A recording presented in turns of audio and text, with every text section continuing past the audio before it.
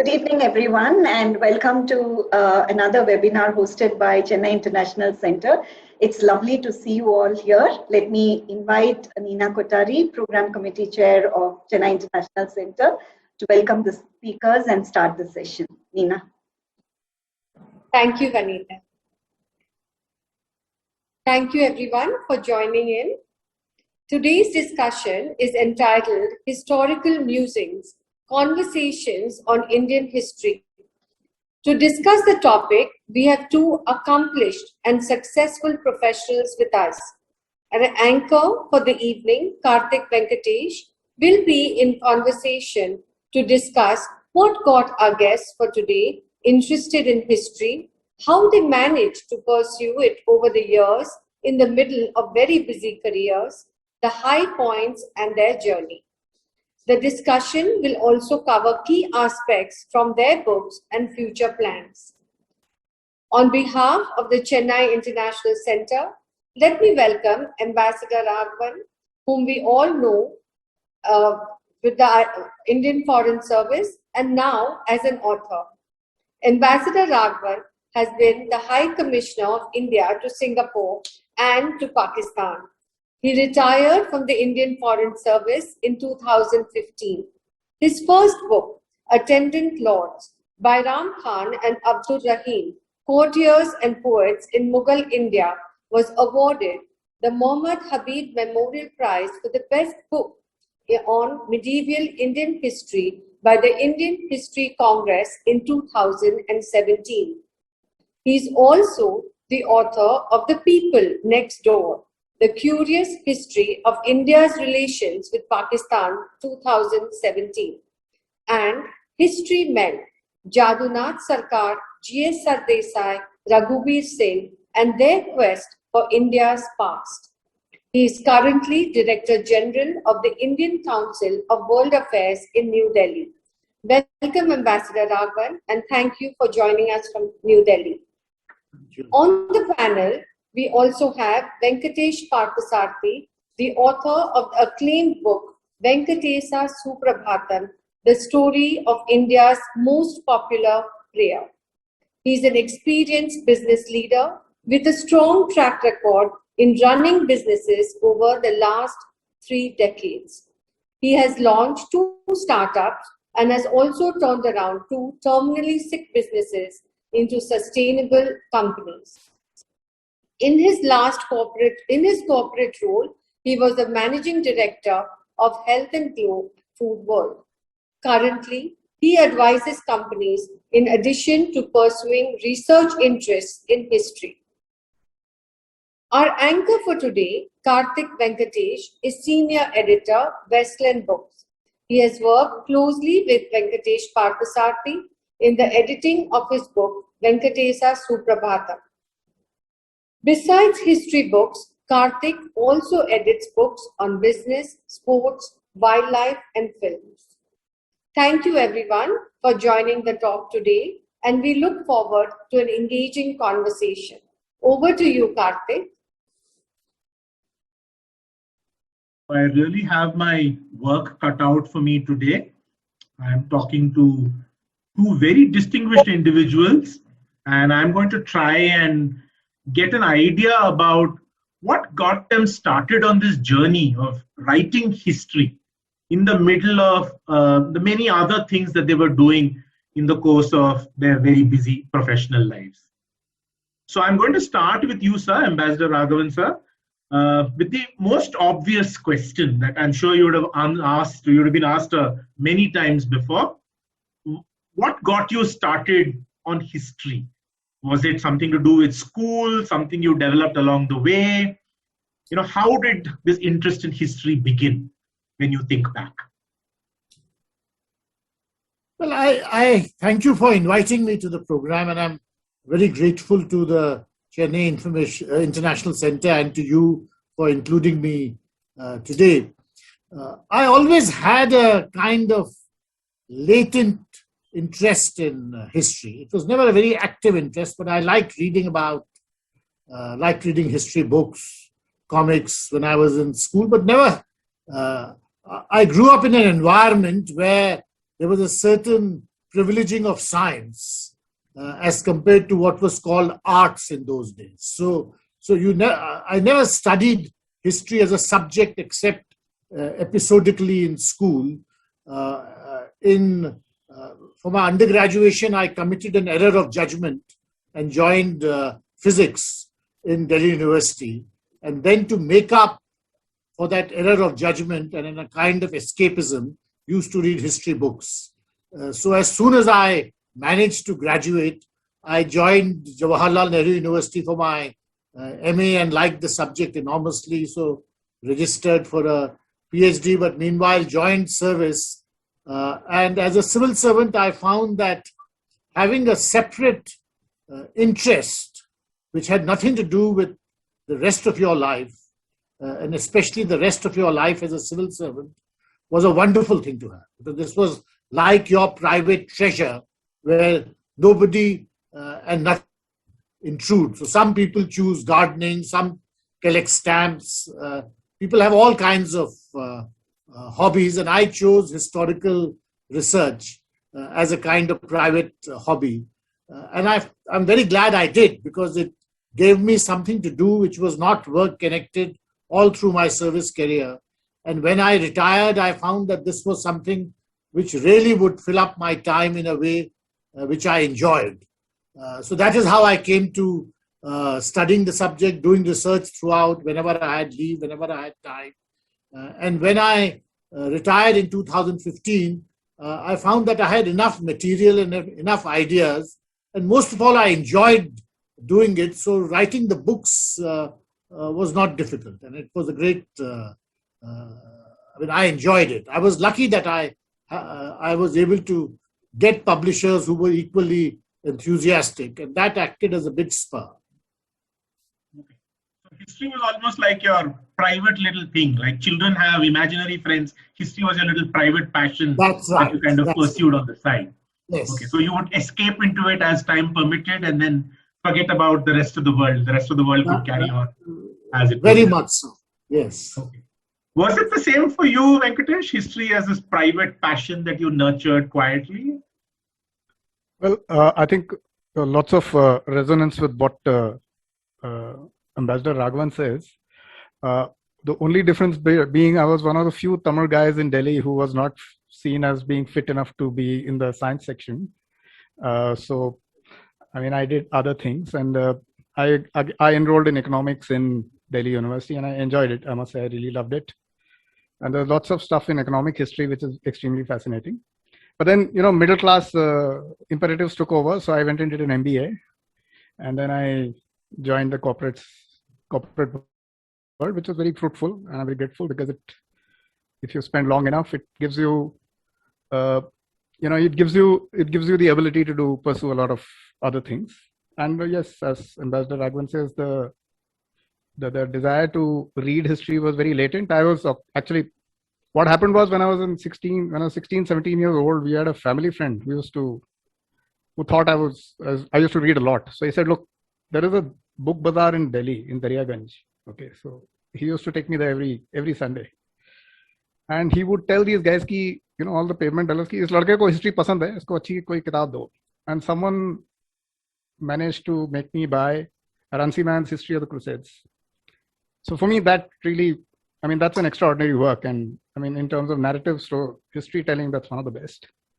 So yeah, I started reading that, and then I discovered the whole world of historians who are also great writers. And even in India, we had Mr. Guha's biography of Verrier Elwin is outstanding. And Ambassador Raghuwan's recent work on the three historians, that's amazing. So we've had a tradition of narrative storytelling in India also, which is about history. So I was very inspired by that. I did try to write a book about the monuments of Delhi in 2002, as a then and now between what Percival Spear had written in 1947 versus 50 years later. But you need to know Persian and Urdu to do stuff like that, and that I didn't have. But that did motivate me to start studying some classical language, and the easy one was Sanskrit. So yeah. So then after that was a series of happy accidents, and around 2017-18, I was leaving my formal job to be a consultant. Again, as Mr. Raghuwan said that a lot of people were saying, why writing? So my answer to them was, some chaps play golf, others buy Mercedes. Now, why do you have to kind of harass me? I mean, I'm just doing something innocuous. So yeah, so that's how it's a series of happy accidents, really, in my case. Yeah, and it was a place to go to when work pressures were overwhelming. Address to both of you, and specifically to the books that you have written. Now, so you were in diplomacy, dealing with the hard, what can I say, issues of today. You were in business, again dealing with today and this quarter and next quarter and targets and all of that. And interestingly, both of you have written books about the medieval period, 500, 600 years ago. Your book on Bairam Khan and Abdur Rahim is clearly set in the medieval period. While Venkatesh Suprapadam, much of the action happened in the medieval period, though it also kind of comes into the modern period as well, but largely set in the medieval period. So any specific reason for both of you to go back to the medieval period in specific? Anything that prompted you? Who would like to go first? Well, I got interested in Abdur Rahim Khan because in school in North India, if you study Hindi in class 6, 7, and 8, his poetry, his dohas are something which you have to go through. There's every primer in Hindi will have a chapter or two on Rahim, and then by coincidence one day I found that there was a monument, supposedly his tomb, very close to where I lived.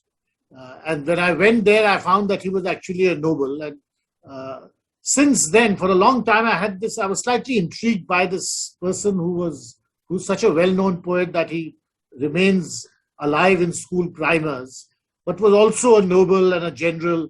And these two aspects of his, somewhat conflicting aspects of his personality, or what I thought were conflicting aspects of his personality, interested me. And so sometime in the mid-80s, I started collecting information. And it was a idle kind of curiosity. And then the deeper I went into it, the greater my interest grew. And most of all, I realized that while it is in the past and it's 500 years or 600 years in the past, what interested me, and this is what I think remains one of the key things which interests me about history writing, is that all history is contemporary history. That you may be writing about the past or reading about the past, but actually is intimately connected to our own lives today. Partly because of the issues, to a great extent, remain human issues, and these are to do with passion, with ambition, with intrigue, with winning and losing, so to say, but also because of larger factors. That how do you deal with transitions? How do you? What is the role of the state in deciding how we think? So, in a sense, they're not issues of the past. These are issues which interest us today, and the past is only one way of investigating contemporary realities. So, for Abdur Rahim, that was very much the way I got to him. My second book was very much about the 20th century and about India-Pakistan relations, and that really was suggested to me by my publishers and my editor then, Karthika. The only advice she gave me was that try to make it quirky, because there are enough books on India-Pakistan relations. But India-Pakistan relations, again, it's not the past, it's really the present, because the past and the present merge with each other quite comprehensively. So I would say that this is what interests me about these two subjects. Venkatesh, where did this interest in the Venkatesh Suprapadam? See, in my instance, I didn't start out by saying that I'm going to delve into medieval history. It started as a translation for my father's 80th birthday. But beyond a point, I mean, I just got very interested in the history of the recitation. And it is, I mean, it's very, I mean, I guess innate curiosity took me. And the more I learned, it's like a detective novel, trying to piece it together. So there was, I mean, yeah, everything you'd speak to opens up 4 or 5 new angles you can pursue. A lot of time there are lots of dead ends, but it's very interesting. I mean, it was an interesting thing I didn't realize, I mean, at all when I started. This is where it would lead. And beyond a point, after a point, it was obvious that, look, rather than talk about the prayer and its meaning, which is best left to religious scholars, perhaps I should just consider the history of the recitation, because that itself is so full of fascinating stories and personalities. And while doing so, I learned a lot about medieval India and I mean, what was happening in peninsular India specifically in that entire period. So it's actually been more of a extremely educative journey for me. I didn't set out on this path thinking I would be doing all that, but I did, and I enjoyed it tremendously. So it was accidental, but not entirely accidental. Well, yes, not entirely accidental, because once the theme I was clear about, I was quite, I mean, then I pursued it with the right intent. Right. And of course, the pursuit itself took a life of its own. And yeah, it was not, let's put it this way. Once I found that the interesting theme was to delve into the history, I pursued that. Ambassador Raghuwit comes back. We briefly lost him. I want to actually ask you to comment on something that you just said, which I think is very interesting. That all history is contemporary history, right? Sorry, you want to say that again. All history is contemporary history, right? While medieval, ancient, modern, these are all labels we stick on, various time periods. But history, from whatever, from 500 years ago, 1,000 years ago, 1,500 years ago, has an impact on the present in some way or the other, right?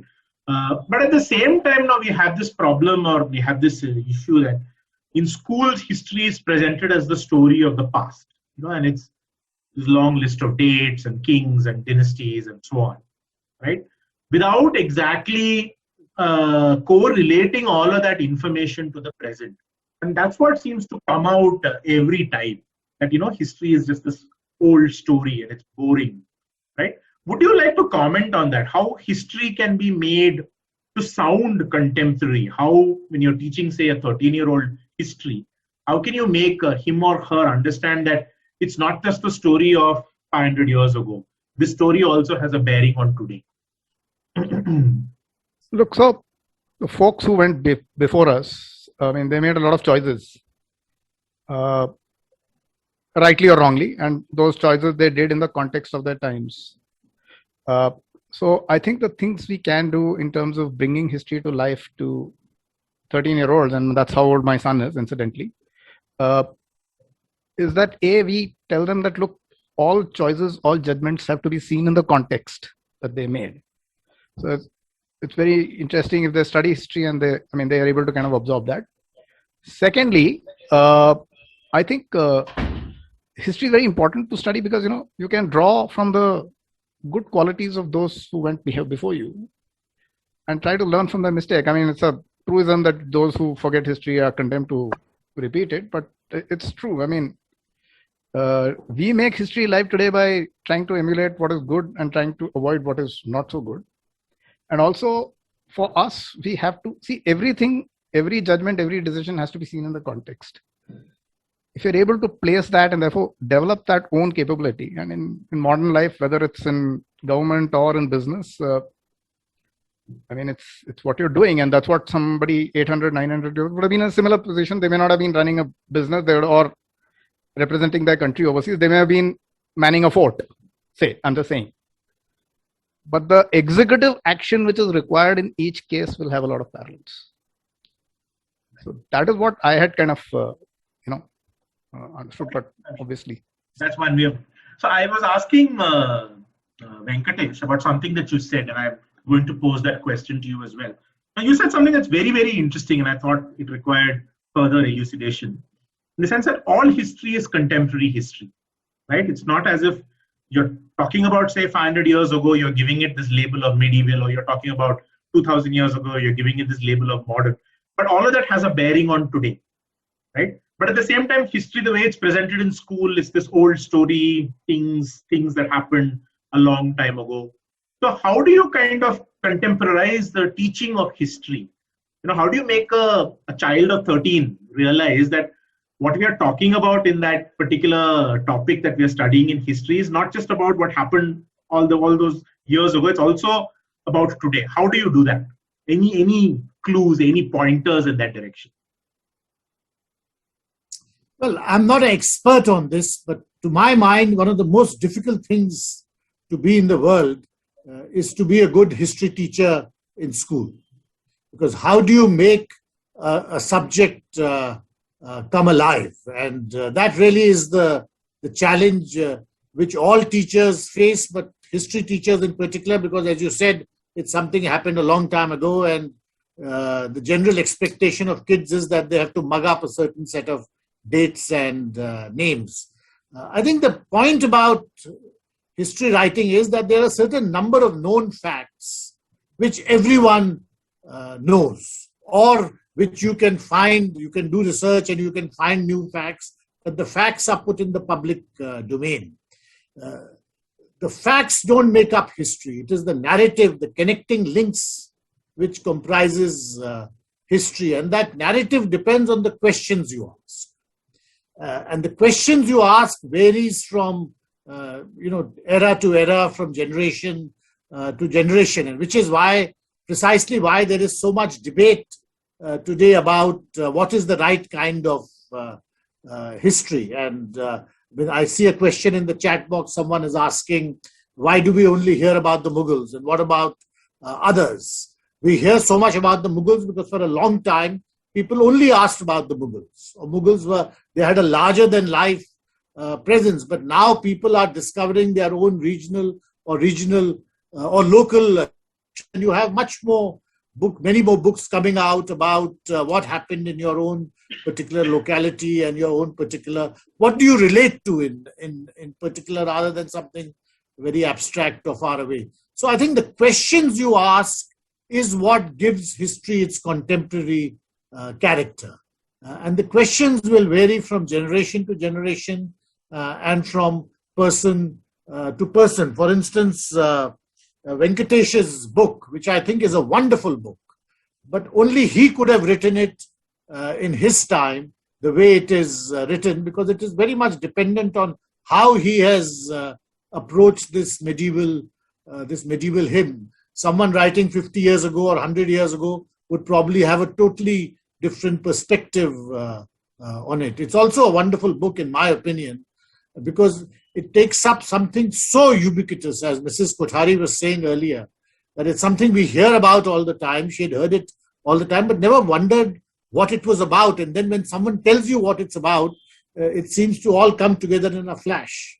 So I think the real role of the amateur historian, and there's a difference between history being written by a professional historian and people like us, is that we can ask the more obvious questions because we are still looking at it from some distance away and are not deeply engrossed in the field.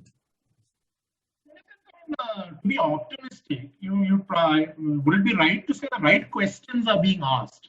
And both your books, in the sense, are about those kind of investigations. In the sense, now I think it was Thomas Carlyle who said history is the story of great men. Right? That kind of theory doesn't hold much water anymore. I mean, Bairam Khan and Abdur Rahim, in a sense, were, for lack of a better word, smaller men. Obviously, Akbar was the greater man in that sense, but Bairam Khan and Abdur Rahim were smaller men. Or the writer of the Venkatesha Suprapadam was a relatively smaller figure in a certain sense. So the right questions are being asked, so therefore history is going in the right direction. Could we be optimistic about saying something like that and say something like that? Well, it's a subjective view. To my mind, there are no right questions or wrong questions. I think all questions, and especially if one lives in a democracy, And I think it is the hallmark of a democracy that you can ask any kind of question you want. And certainly the questions we ask are all right ones. So I don't think one should try to whitewash certain aspects of our history by not asking certain questions, or only look at certain aspects of our history and not at others. But what is important is not so much the questions. The questions are important, but in giving the answer, you have to be scrupulously true to the facts. And which is why I say all questions are legitimate. There's no right question or wrong question, as long as the answer is based on facts. And as long as one doesn't diverge from the facts, I think any kind of history writing is good. Great. Now, that directly connects with the next question that I wanted to ask. You talk so much about fact, right? And I'm again coming to this whole medieval aspect, right? Venkatesh,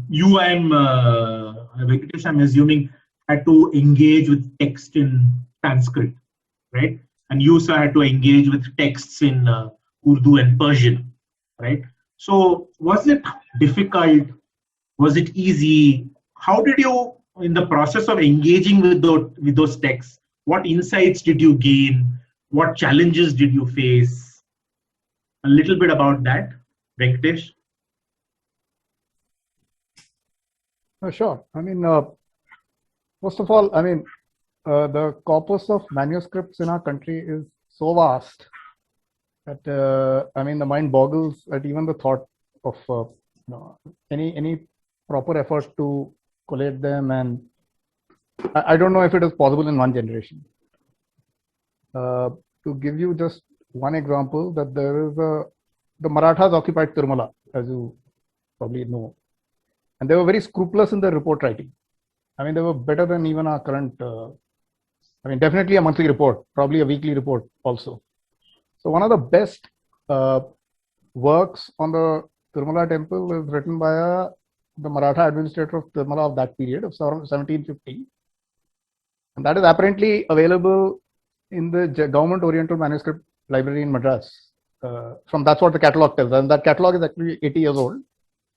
But I couldn't access it because right now the gentleman who could read Modi script, which is the script in which all these documents are written, either was not well or he couldn't. So I spent, as you know, Karthik, almost 6-8 months trying to find that, but I couldn't. So in terms of accessing the archives, there is obviously a huge amount of challenge. But I would also like to point out that, in my own case, I was very, very lucky. I found help everywhere, and I found people who were willing to kind of do that extra bit to get me a manuscript which I wanted to read. And a lot of the Sanskrit corpus all the Sanskrit corpus in peninsular India is not in Devanagari script. So those of us who are very familiar with Devanagari script, that's the first challenge you face. And the majority is in a script called Grantha. So I had to learn a bit of it. So fortunately, people helped me with that.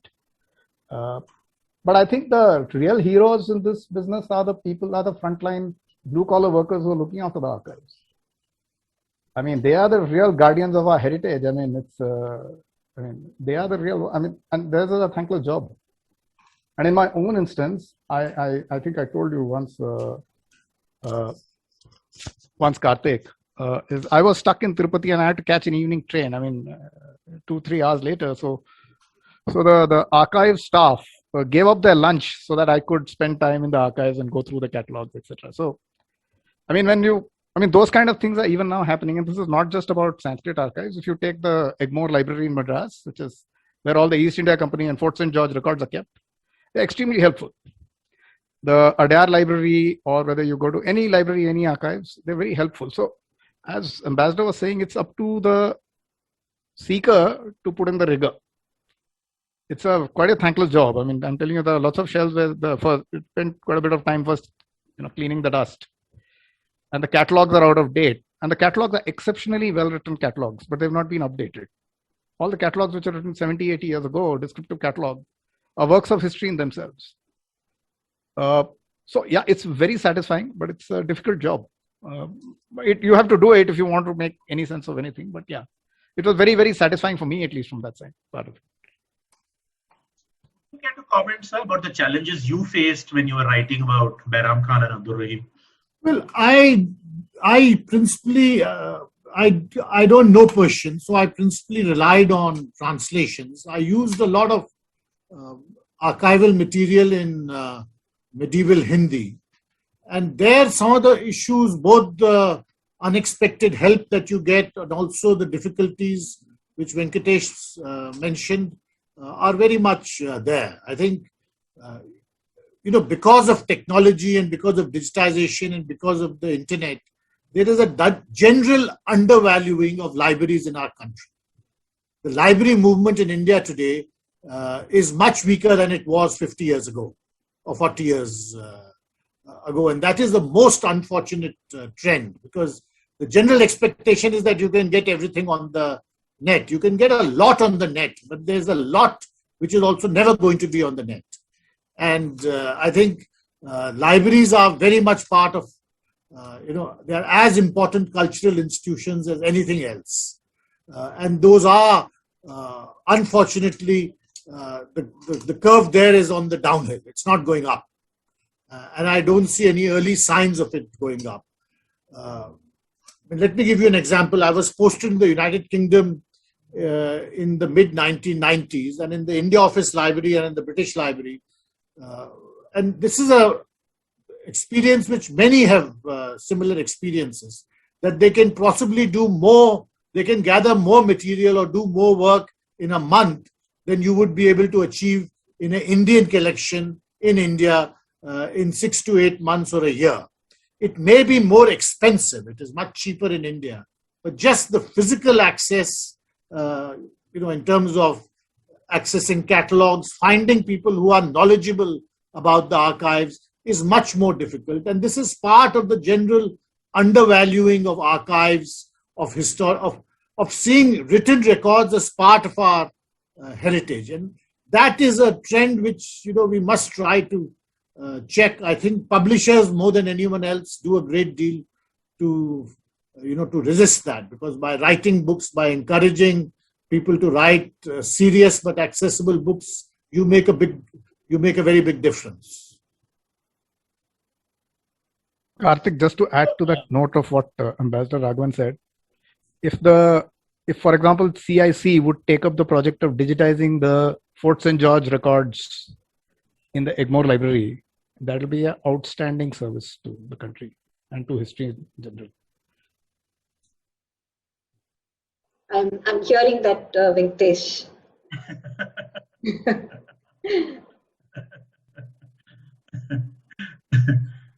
Both your books, I'm talking specifically about your Rahim book and of course your book on Venkatesh Suprapalu. Besides being history books, there are also books about, in your case, about a book about a book, and in your case, a book about a literary personality.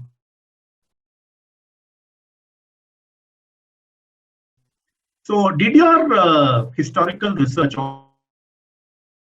also involve reading literature of that Prativadi Bhankaram Anna and the contemporaries of Rahim? Could you perhaps in turn throw a little bit on light on that? Who were the contemporaries of Anna? Who were the contemporaries of Rahim? Just to give us a flavor of the literary milieu of that time. Should I go first?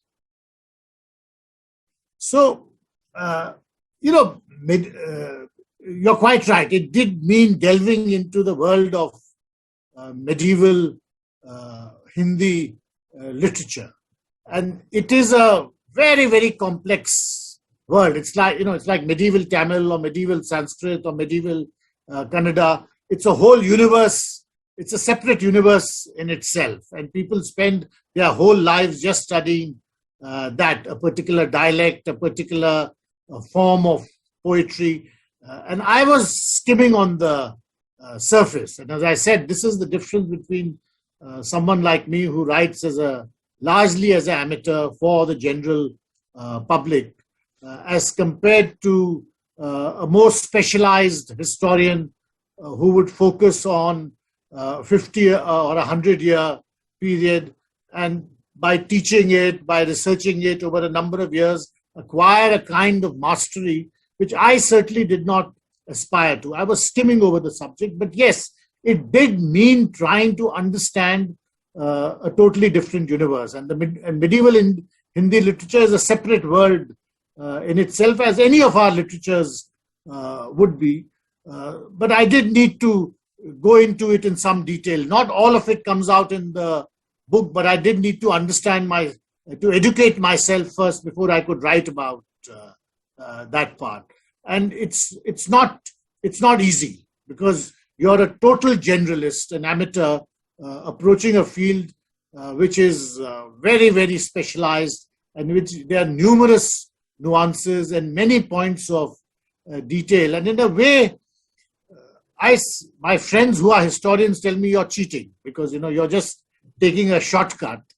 And in a way it is, because I'm compressing into a paragraph or two paragraphs what is a whole lifetime of scholarship for many people. But this is the only way you can make a certain world accessible to a larger audience. Right. What about you, Venkatesh? A lot of what Sir says is true in my case also, and even more so. So I really can't claim to have gotten, because first of all, Anna's contemporaries were all great. Like him, they were also religious scholars and religious teachers. So, and that world is a world where you tread with caution, particularly. You don't want to rush in. And to the extent that a lot of things are supposed to be only taught from, teacher to student. So therefore, my foray was purely a biographical foray. Of him, understanding his life, and to some extent the political context, where you have to understand the politics of, the political milieu of peninsular India, which is dominated by the 2-3 large, dynasties. There were the Hoysala, then they were followed by the Vijayanagar Empire.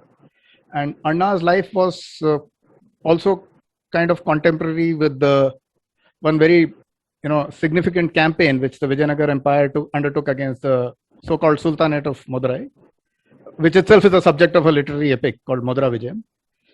So he would have lived in very interesting times. Definitely there have been lots of war and lots of disturbances, but he himself was, a fairly orthodox religious teacher. For me to, the only traces we could find about him was a hagiography written about the family. There is a 17-verse hagiography which is written about him and his descendants, and I stumbled across that. But apart from that, I didn't really get into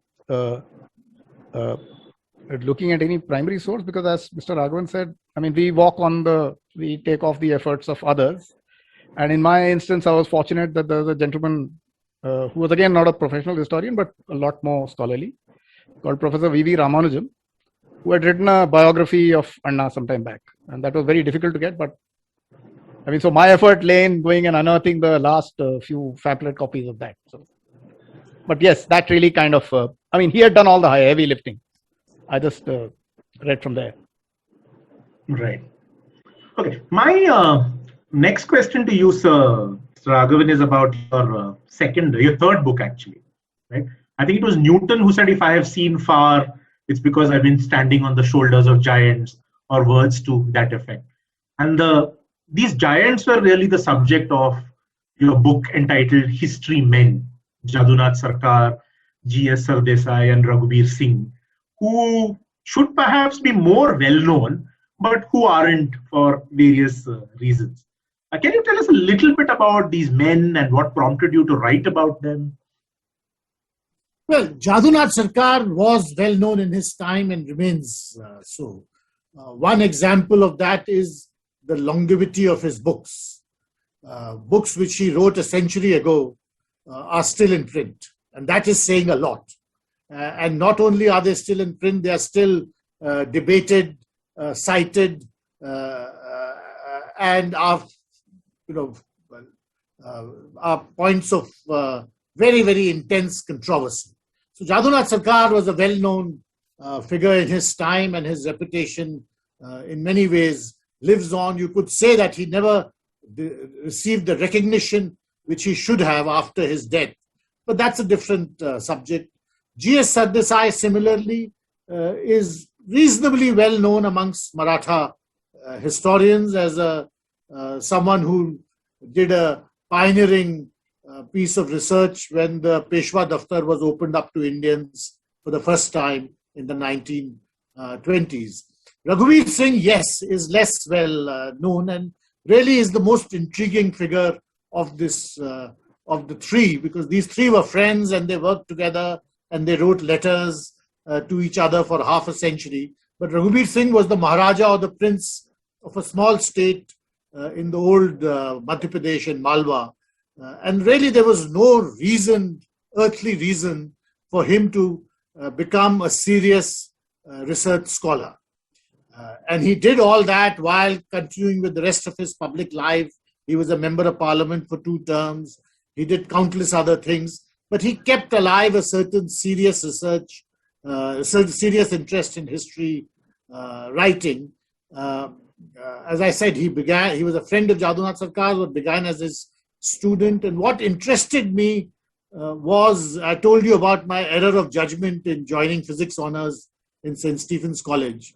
And as a kind of escapism, I used to look for the most obscure possible books to read, as far removed from my daily life as possible. And I chanced upon this collection of printed excerpts of letters between these three.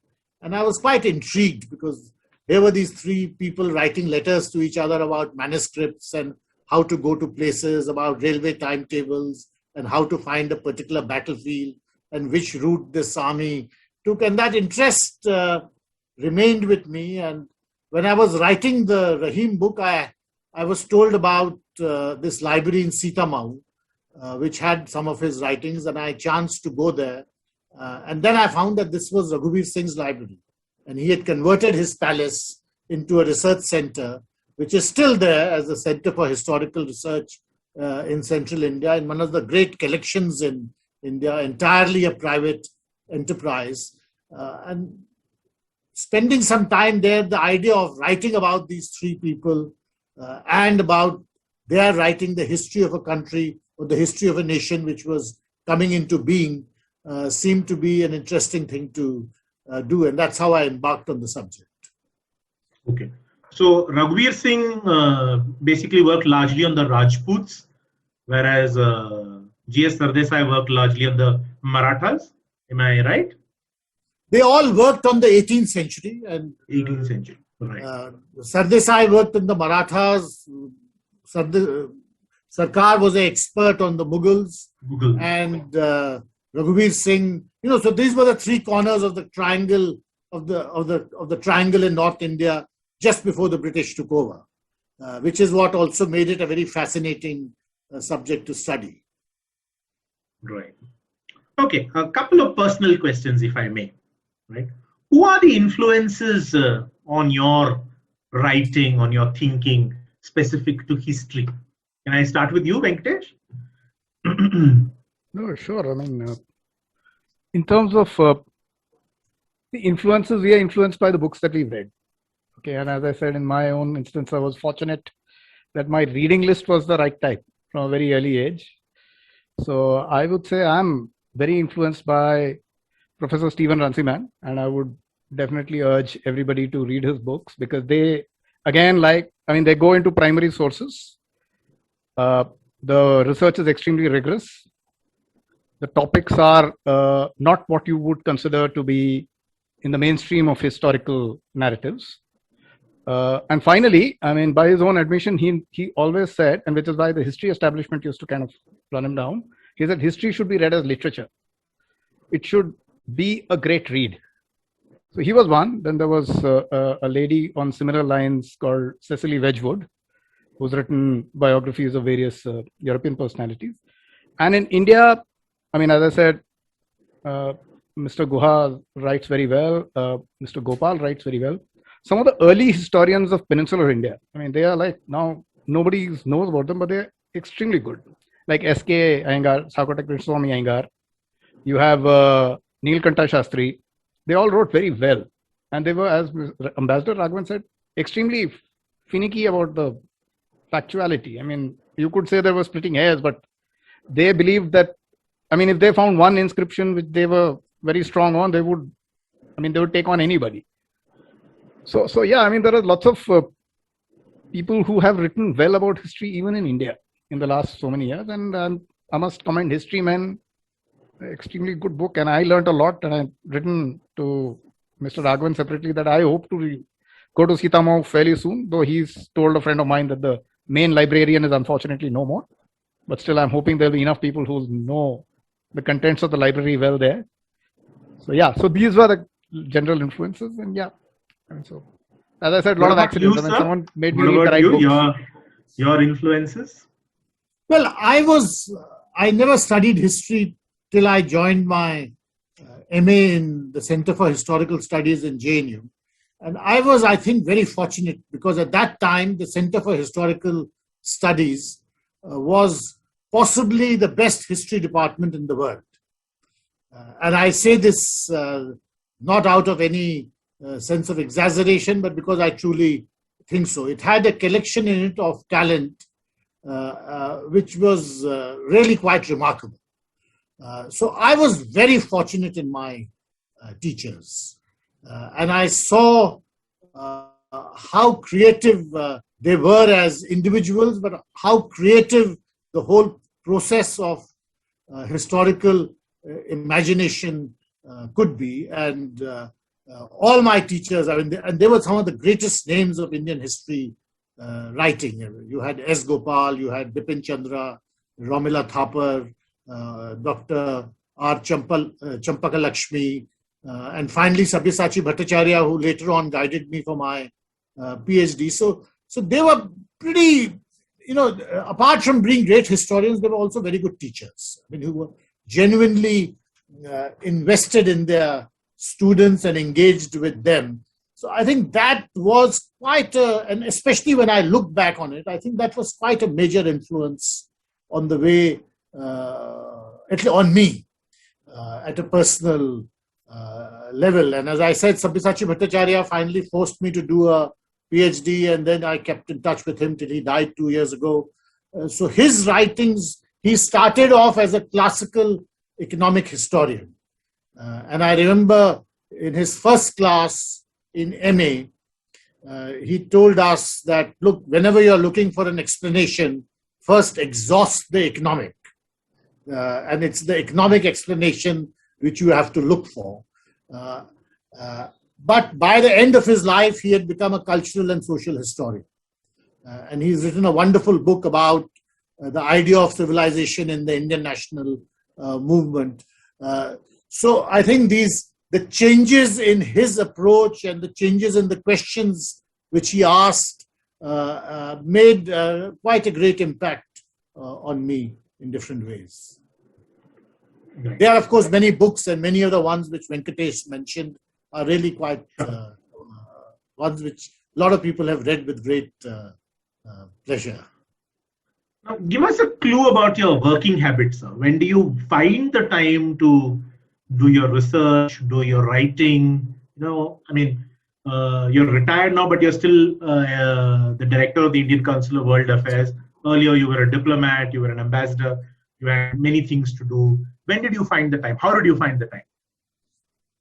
Well, I find if you're interested, there's always time. As I said, some people do gardening, some people collect coins. So you always find the time because in many ways, it's also a great stress buster because this is your private universe. The world doesn't intrude into it, and you can do what you like in it. So it may just be that for a month or 2 months, if you're very busy, you don't do any work, but there are slack times when you can do more. I used to be able to put aside maybe 1 or 2 hours every day as a matter of routine to do something, to do with the subject I was currently researching. And now, of course, I have much more time, but you always find time. And now in the Indian Council of World Affairs and even earlier, people come to me for advice. So I tell them a simple thing that, if you're writing till you have written, it means nothing. So even if you write 100 words a day or 200 words a day, in a month you'll have 4,000 or 5,000 words. In a year you'll have 50,000 words. If you've got 50,000 words, you may have to throw out 40,000 words out of those 50,000, but that 10,000 is 1/5 of your book. So you always find the time, but you have to have the interest. And so, as I said, at the end, it's like golf or bridge or gardening or yoga. You have to be interested. What about you, Venkatesh? How do you find the time? What's your mantra? Well, it's basically, so while I was running a company and a full-time job, and at that time, most of the time I did was to study the language, so to study Sanskrit. I would ensure every day half an hour to 45 minutes without fail. And as Mr. Raghuwan mentioned, that's your private me time. You switch off the phone. And the work I was doing was fairly intense. If you run a retail chain, when you come in, like every other operational job, you have 100 fires when you start the day. You decide only 10 that you want to deal with. You probably put out a fire. So you just come back home. You need something to go off to. So that was what I was doing. When I left a full-time job and I was transitioning to what I do currently, which is consult for companies, the writing gave a sense of structure to my day. See, a lot of us, our lives are dictated by the jobs. So when you start your work, 9 o'clock, you're clocking in and your job is going to occupy you till 5, 6. When you leave, a lot of people who've led active lives are confronted with the question of what to do with your time. For me, this was a wonderful way to structure my day.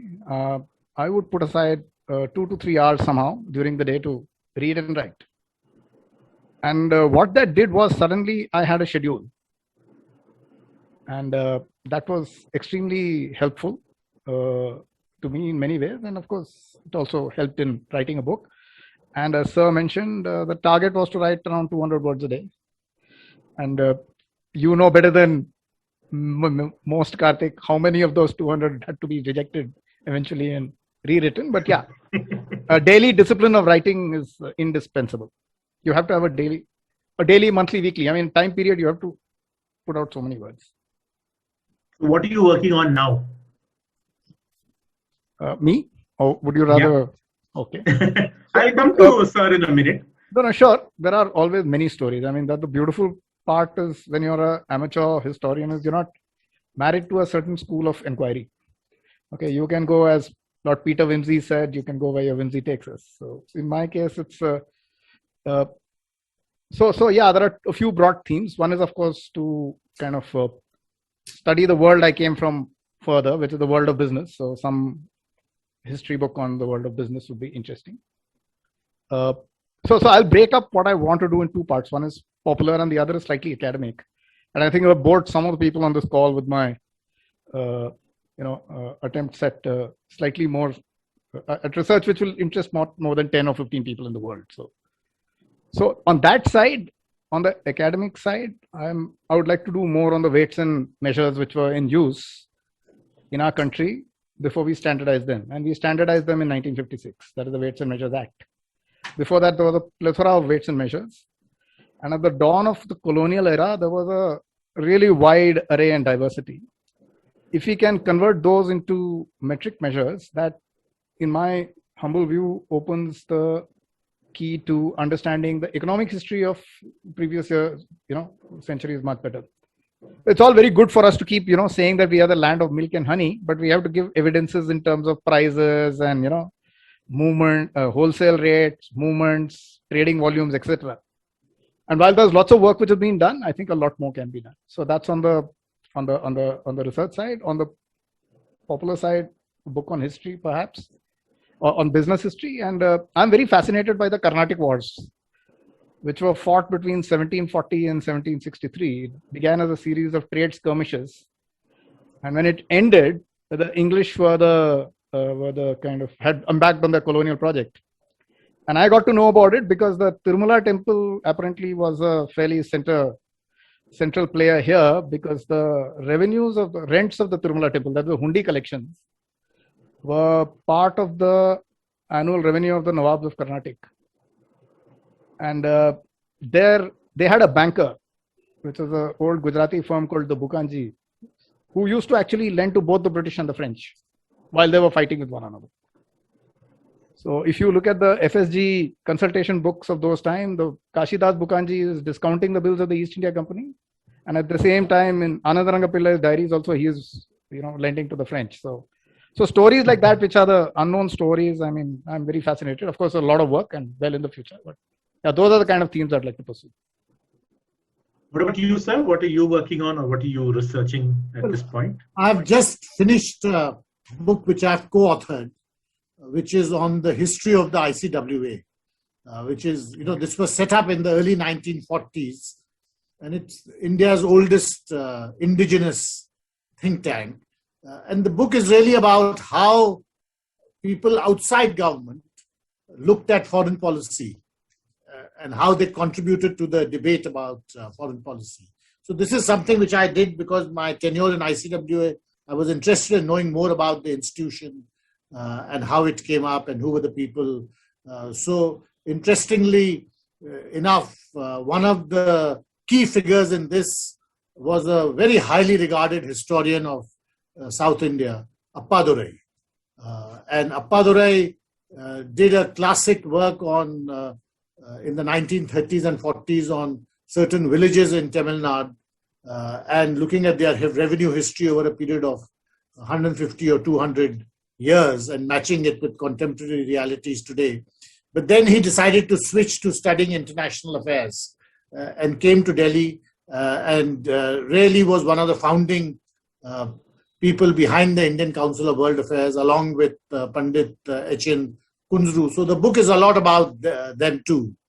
But my next thing, which is what is interesting me, relates to the time I spent in Southeast Asia.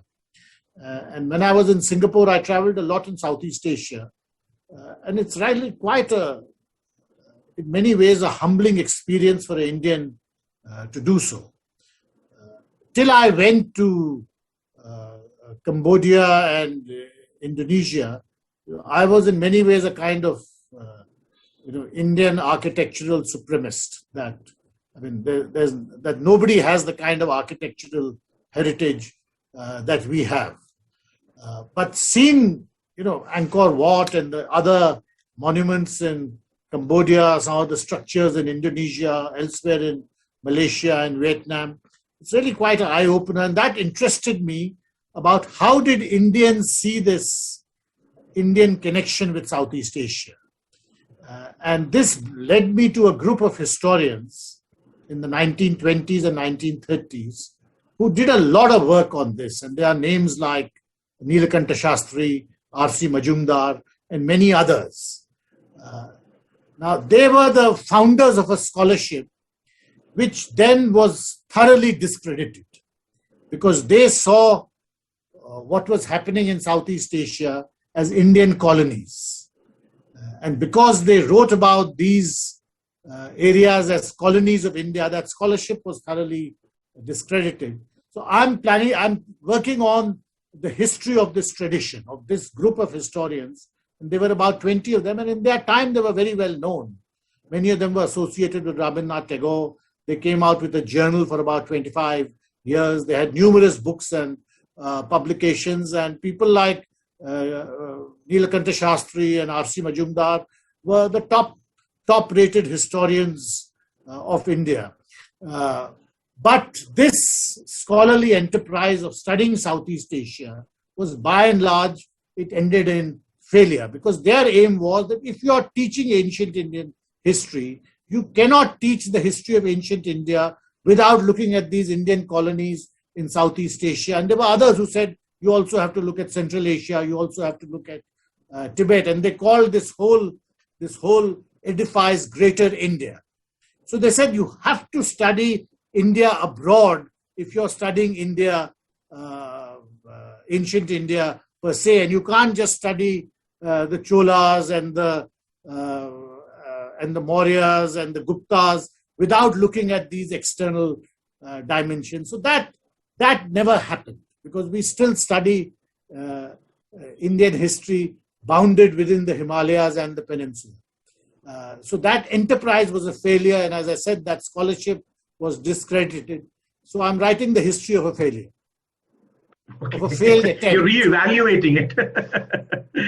One last question of interest to me as an editor before I throw the floor open for questions from the audience.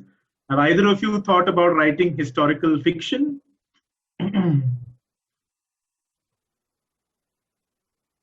Well, I've thought about it, but I've not done anything more than think about it. Your non-fiction keeps you busy. Yeah, I mean, maybe, let's see, but it's an interesting thing. I mean, to think of writing a novel or a play. Sometimes a play, it's a different kind of medium, but it can also be briefer, and you can come straight to the point and also explain. In a novel, the problem is that you have to let the novel explain itself, and that's very difficult. Because in history we are used, but in a play you can give some background and you can explain to the audience the context, which is more difficult to do in a novel.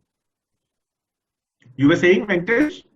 No, I was trying to say that, look, some of the stories we've stumbled upon, fact, evidence-based, are a lot more interesting than fiction. So I don't propose to venture there. If we can just find these hidden stories about the small people.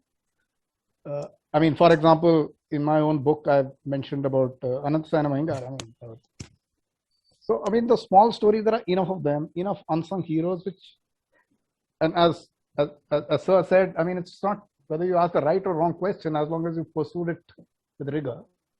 I think there's enough to do in the non-fiction world without us unleashing, or at least me unleashing my imagination. Okay, there are a couple of questions, and I'm going to start by asking one interesting question, and I'm sure this question is something that many people would want to hear your replies to. You talk about narrative facts, the importance of facts, and so on, right? But then you as a historian come from where you come from. So your subjectivity is bound to influence the way you look at the facts. Therefore, your interpretation of the facts is an opinion. So in a sense, you're opinionizing the facts that are in front of you. How do you view that? How do you view that issue? How do you view that question? No, can Absolutely. you avoid being subjective? I don't think anyone can avoid being subjective. And this point, I mean, it's often said that before you read the history, you should know about the historian. Where is he coming from? When you look at Gibbon, Decline and Fall of the Roman Empire, you cannot understand that book without understanding Gibbon. Because why is he taking a particular view? And that has a great deal to do with the circumstances of 18th century England at the time. So I don't think one can avoid being subjective. What they say you should do is you should make clear your own biases. And this I found particularly true when I was writing about India-Pakistan relations, because Pakistan is an interesting country for someone who is interested in history to be living in, because they have a diametrically opposed view of history than you do. So if you say left, Pakistanis will say right. So for instance, if you look up at, take an individual like Akbar or Aurangzeb, they have a diametrically opposite view of that historical personality than you do. So it is important, therefore, because you have to, as a historian, you have to try to engage with as wide an audience as you possibly can. And the way you can do so is by, setting forth your own biases. I mean, declaring your interests at the outset, that you say, yes, I'm writing this book from an Indian point of view. So a Pakistani who's interested in that history will say, yes, he knows this is from an Indian point of view. He can read it as such and comment upon it as such. So there's no one particular authentic view. And I think this is the key to history writing, because the debate is often simplified and to some extent made crude by saying that this is not an authentic history. Every history is authentic as long as it has not played fast and loose with the facts. Venkatesh, what do you think? No, I would agree, because all of us, end of the day, will bring our biases and opinions.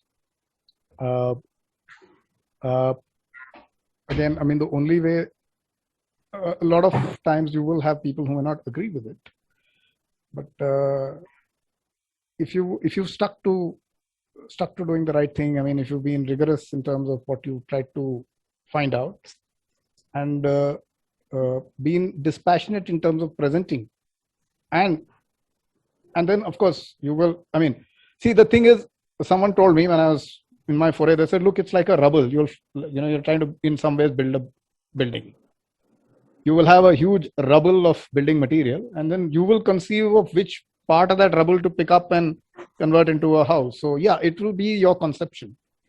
As long as you are kind of true to that, and you're not kind of trying to kind of say that, look, this is not what it is. I mean, as Sir said, you be honest in terms of the evidences and rigorous in your approach. It is your view. I mean, you can't help it. Others disagree with you. They are welcome to. They are also welcome to. I mean, there's nobody stopping anybody from presenting their point of view. Right. Another interesting question has to do with the market, I would say. The lack of economic value of history, right?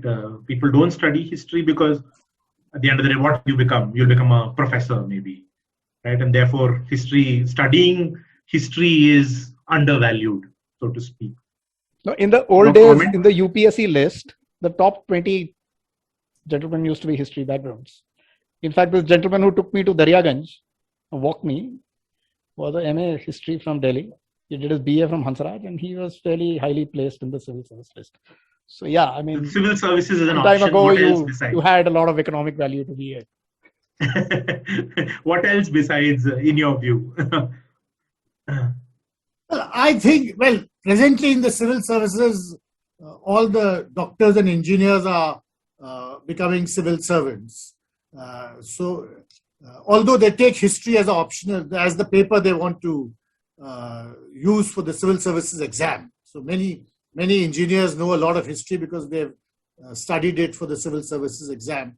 But I think one should take a less utilitarian view. It's quite true that everyone doesn't want to become a full-time historian or a teacher or a researcher. But I think if you take a less utilitarian view, you have to have other interests in life. You can be an engineer, a doctor, an entrepreneur, you can be in the corporate world, but you have to have other interests. And this is one more interest. It's like people enjoying or knowing a great deal about music, about the performing arts, about the fine arts. So this is one more field, and I think it's important to for a country to have this well-rounded approach to our own national development, because we'd be a much poorer country if we were all management experts and engineers and doctors. I think any country, and especially a country like India, given its history, needs a very healthy dose of the liberal arts to supplement all the other things which we are doing. Right. Now, I wouldn't say the latest, but at least perhaps the most glamorous people to climb onto the history bandwagon are people from the film industry. You've seen a plethora of films on various historical personalities, and they have all been kind of force-fitted into the song and dance model. So you have a Peshwa actually doing a dance, or a or an emperor singing a song. How do you view this? What can I say? This Bollywoodization of history or this filmization of history. What is your view? Do you enjoy watching stuff like this? Do you have firm views on it that it perhaps is not for the good?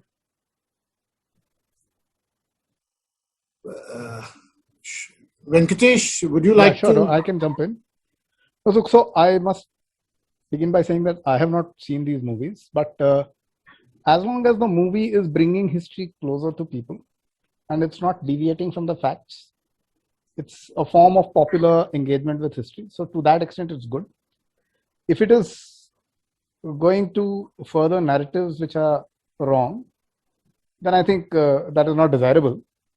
But again, we'll have to go back to what we said. There is a huge element of subjectivity. So, and history is written by whoever writes it. So the history of X or Y or Z person would be, if it is on the movie screen, would be the view of the director. But the only thing I can say is if it's without playing fast and loose with the facts, it is able to bring history closer to a wider audience. Yeah, why not? I would agree. I think Bollywood has had a huge role in molding the historical imagination of India. And if you see the number of historicals which have been made in the past century, it's quite staggering. And some of them have had a formative influence on how people think. I mean, there's this great film about Akbar, Mughal-e-Azam, and it remains a classic to this day, and it in fact interested many people to research further into the subject, to read more about medieval history. And there are other examples of this kind too. There was a wonderful film in Sanskrit some 25 years ago about the Shankaracharya. Again, it was a brilliant attempt at recreating a particular time and space, and interested me at least to think a little more about that period of our history. So I would agree that as long as there is a certain basic adherence to the overall historical chronology, one should allow them the latitude to take certain liberties at the margins, because in the end the film has to be made accessible to a wider audience.